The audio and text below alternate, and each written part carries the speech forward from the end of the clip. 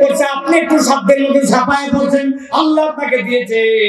আল্লাহ রাব্বুল আমিন যদি এটাকে কবুল করে নেন, ওই জান্নাতে যাওয়ার পরে কিন্তু এরকম বন্ধু আপনাকে খুঁজে নিতে পারে। বলেন তো একটু চিৎকার করে, আমাদের এরকম বন্ধু থাকার দরকার আছে কিনা? কথা বলতে হবে, আছে কিনা? যারা আছে কিনা? কিন্তু বাঙালি বড় চালাক, গভীর চালাক।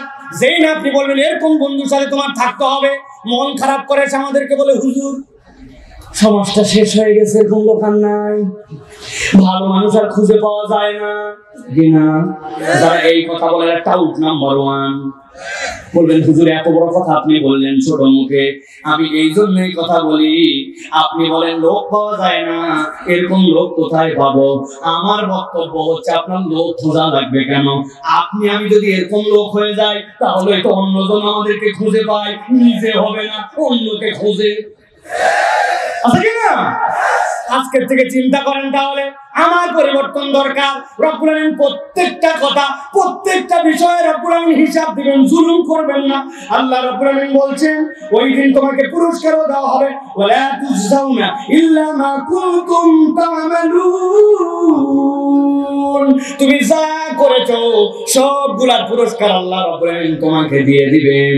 তাহলে আজকের থেকে একটা শপথ করতে পারি কিনা, আমাদের মুখ থাকবে কিন্তু আমরা আজকের থেকে আর মিথ্যা কথা বলবো না।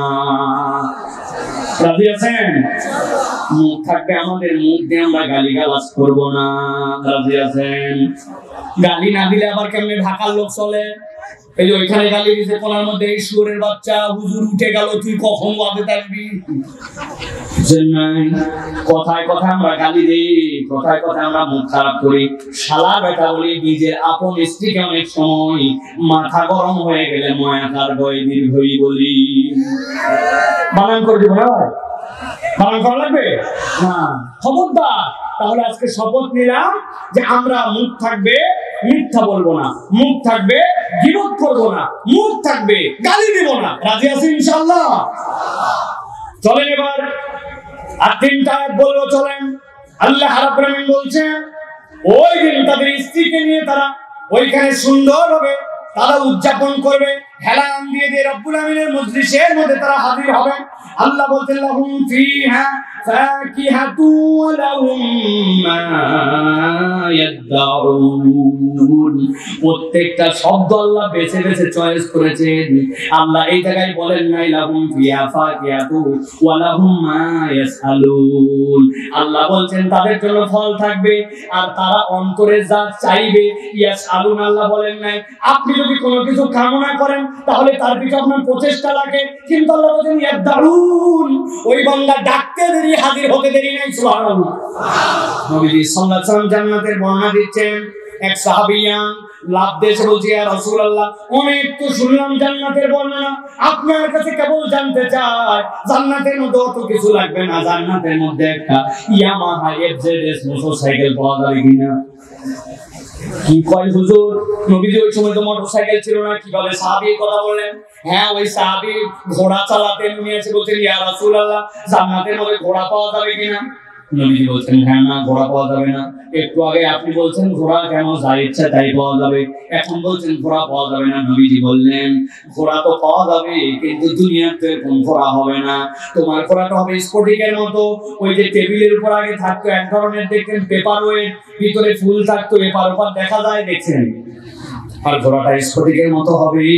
ওই ঘোড়াটা 70,000 তার পর্দা পাতা হবে। ঘোড়ার পিঠে উঠে একবার তুমি বসে বলবে চল, তোমার চোখের পলক ফেলার মধ্যে আল্লাহ জান্নাতের মধ্যে 70,000 বছরের রাস্তা তোমাকে পার করায় দিবে। এক সাহাবী বলছে ইয়া রাসূলুল্লাহ, ইয়াং সাহাবী ওর মোটরসাইকেল লাগবে, আমি ভারী সাহাবী আমার 4 চাকা লাগবে। আরবের 4 চাকা কি উট? আল্লাহ নবী বুঝলেন আমার সাহাবীদের মনের মধ্যে জোশ এসে গেছে। নবীজির সাথে সাথে বলেন ও সাহাবীরা এক একজন তো এক এক কথা এখন বলবে, আমি তোমাদের জন্য কনক্লুশন দিয়ে দেই।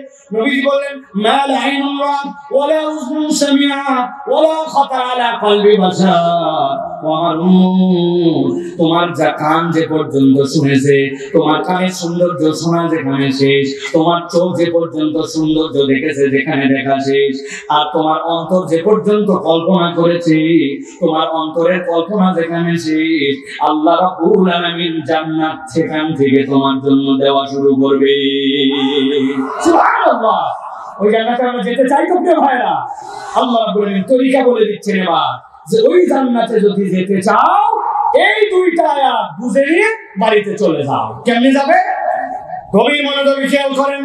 আল্লাহ বলছেন সালামুন কওলাম মির রাব্বির রহিম ওয়ামতাজুল ইয়াওমা আইয়ুহাল মুজরিমুন।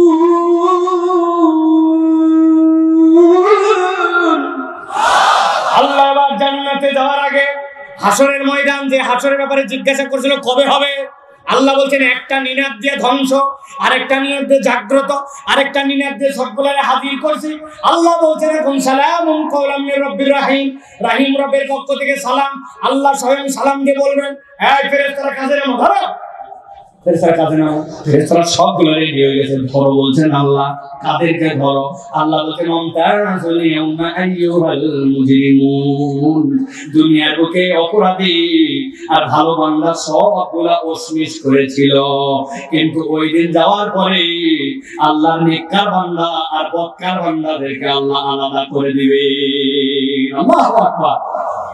নামাজ কম পড়ছে আর বেশি পড়ছে, আল্লাহকে মানছে আল্লাহকে মানে নাই, সকলেই সূর্যের রশ্মি পেয়েছে, সকলে অক্সিজেন পেয়েছে, আল্লাহ বলবেন কম করেন নাই, কিন্তু আল্লাহ বলবেন আজকে আলাদা করো।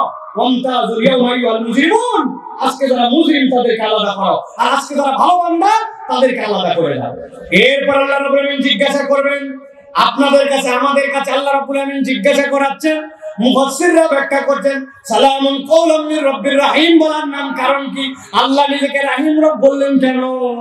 আল্লাহ রাব্বুল আলামিন ওই দিন ঈমানদারদেরকে স্পেশাল নিয়ামত দিয়ে আলাদা করবেন, আর আল্লাহ যখন আলাদা করবেন মুজরিমদের কাছে তখন জিজ্ঞাসা করবেন আলাম আহাদ ইলাইকুম ইয়া বানি আদম আল্লা তা'বুদুশ শাইতান ইন্নাহু লাকুম আদুউম মুবিন।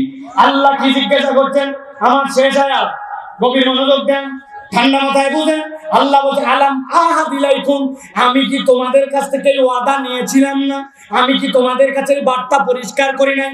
আমি কি তোমাদেরকে জানাই নাই? কি জানাই নাই?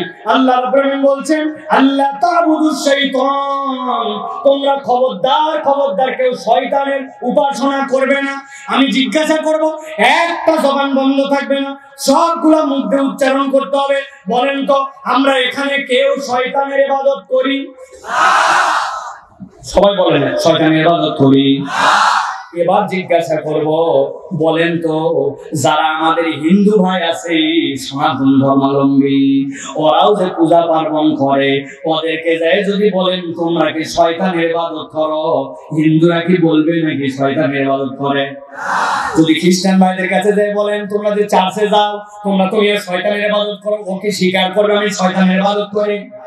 তাহলে মুসলমানও বলতেছে আমি শয়তানের ইবাদত করি না। আবার যেই ব্যক্তি খ্রিস্টান সেও বলে শয়তানের ইবাদত করি না, আবার যেই ব্যক্তি হিন্দু বলে সেও শয়তানের ইবাদত করি না।